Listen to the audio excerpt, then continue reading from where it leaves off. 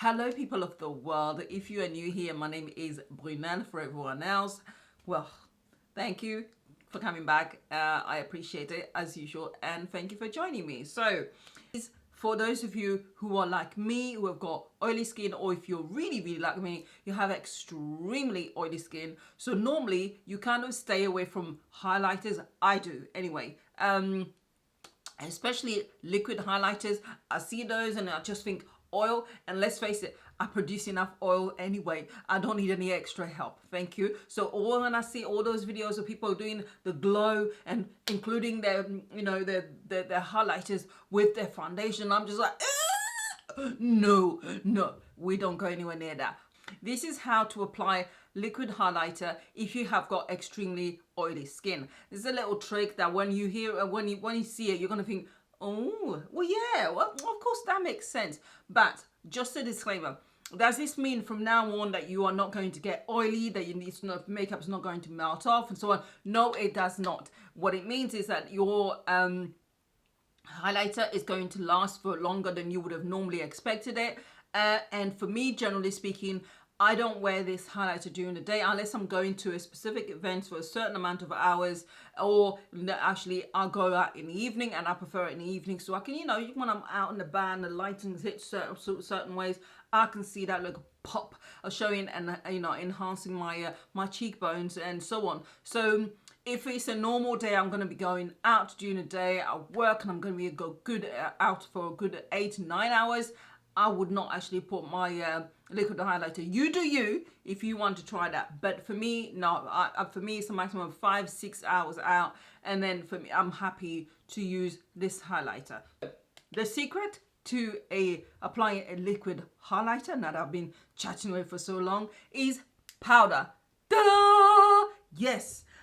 Whilst I was busy applying my foundation and so on, I thought to myself, I wonder if this will work. So I tried it out and it did actually work. So I'm not coming to you not having tried this method already. It is powder. Now, the powder that you choose, as far as I'm concerned, is very, very important. You need to find one that's finely milled. You need to find one that's either really translucent. And when I say translucent, I think it doesn't show. There's no difference between what your end product is going to be, your face and your shade, and the powder that you're going to use. So either find one that's very, very close to you, finely milled. This one here is the Fenty Pro Filter powder in Nutmeg. Now, I do like this powder, and I tend to use this because it's super finely milled, and I use it underneath foundation. So again, you see where we're going with that. But this powder is a bit more neutral on my skin. So for me, I wouldn't actually put this at the surface, because this is going to be the finished product. So you've got an option there where you can find a loose, finely milled powder that's for you, that's to set your face. Or you've also got a blotting powder. This is a Linda Hallberg. Now this one does come out a bit yellow, but it actually comes out really translucent as well. But we're not going to go for that. But the reason why I'm saying also a blotting powder is, if you get a really good blotting powder, it will tend to also do more than just blot the skin and so on. They tend to also have that blurring effect on the skin, which when you are very, very oily, you will tend to have textured skin and also large pores, which usually are emphasized by a liquid highlighter. So we want to help reduce this. So that's why it's important to think very carefully about the products that you're using. I am going to go with this one here, which is the Charlotte Tilbury Airbrush Flawless Finish Powder. This is number 4. This is the deepest shade she does. Come on, Charlotte, darling, create some more. And you can see that I have scraped the life out of this powder. I mean, it is finito, but we're going to make it last. Look at that. So almost gone, but we've still got this area here.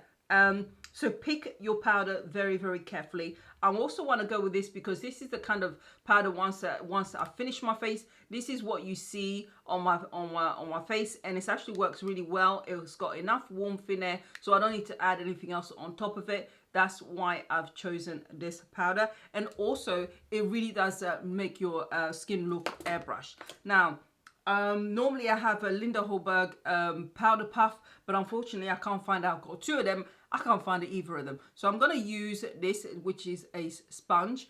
And I want to use this one that's pointed because I want to make sure that I actually put this powder where it needs to be. I don't need to go anywhere else. So I'm going to actually really keep this highlighter to the top of my the height of my cheekbones. By the way, this highlighter, which is the Lisa Eldridge elevated, you know, elevated glow highlighter. This one is in Celestial Fire.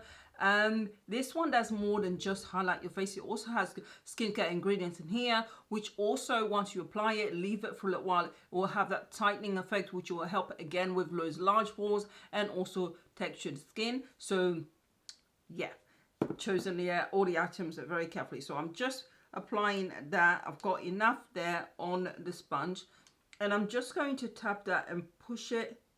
As you can see, this is why it's important to choose the right shade. And I'm just going to push that into the skin. I'm also going to push that where my pores are. You can see, look at the difference that makes. Oh, it is a wonderful, wonderful powder. Yeah, I need to purchase another one. But again, just push that into the skin. You want this to go and get embedded into the skin. You don't want it sitting on the surface of the skin. And the whole purpose of this is to create a barrier between the liquid highlighter and your skin. Something for the liquid highlighter to grab hold of, or something to grab hold of the liquid highlighter that is not directly your skin. So that's what we want, and that's what's going to make it last longer than normal. Okay, people, I'm looking a little bit different. If you were paying attention, that is. Yes, once I was in the middle of filming, my camera decided, you know what, my battery said, you know what, I think not. I think I'm going to die right about now. So I had to kind of go and charge it up real quick. So I thought, why not just do the rest of my face?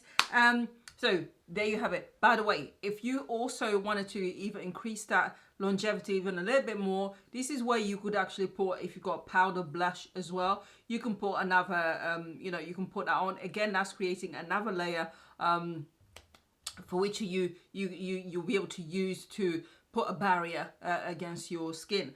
Now that we've got that, I haven't put any powder blush on. I'm going to use the liquid one, so we're not about that. It's all about this. I'm going to quickly go through what you need to do. You're just going to apply it whichever way you normally do.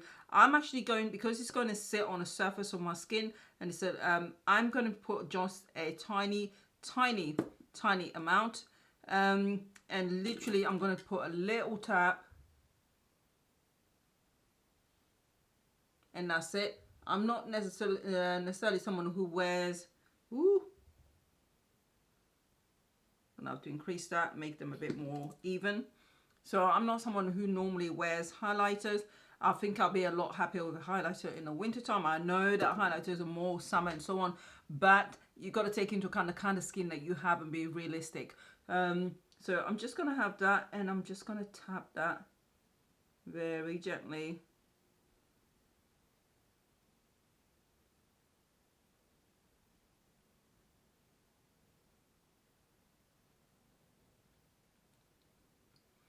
And again, if you find this a little bit too much, you can always go over it with a brush, maybe a brush that you normally use with which has got a little bit of powder on it. You can use it to tone it down. But I want to leave this as it is, and then this is going to calm down once it starts drying and tightening. And it's a lot more muted because we've also got that barrier underneath. If it was directly on the skin, you will notice a much brighter. But I love this highlighter because look at it. I mean, gorgeous.